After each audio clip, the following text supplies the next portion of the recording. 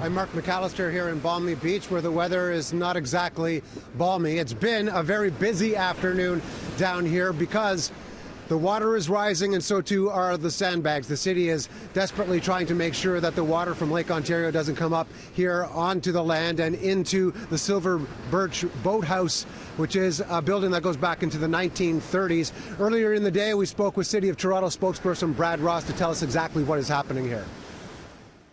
We are putting sandbags down and have put sandbags down to protect the boardwalk from future storms over the next 10 days or so. That's wave action. So today we're expecting some rain and heavy waves, and it's those waves and it's that wave action that really has an impact on the beach and on the boardwalk particularly. So we want to protect the boardwalk. So the sandbagging will help protect that. In 2017 and 2018, a number of things were done along the boardwalk where it is closer to the lake.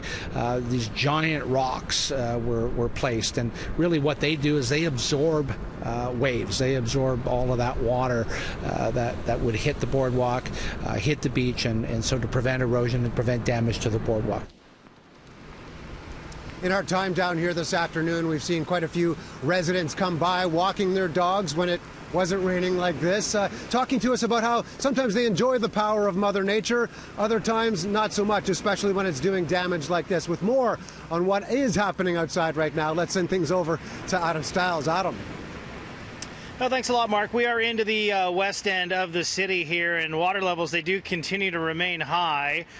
We are on the boardwalk here, and you can see this is the part of the boardwalk that comes through, and then, George, if you swing around this way, there's a little dip here, just sort of the natural dip where there's a culvert where they do some drainage there, but that's now inundated with water. One of the other things they have here in the west end is out there, you see there is a break wall. Right now, that water isn't quite over the break wall just yet, but it's getting pretty close as the water levels, they do continue to rise, and they are going to rise over the next few days. These days like this where we have the heavier downpours, certainly not helping out the scenario, and really any water that falls in the Great Lakes Basin eventually ends up here in Lake Ontario if it doesn't evaporate first, and that's why we will continue to see high water levels here, and we've been showing you this map and just sort of explaining how the system works.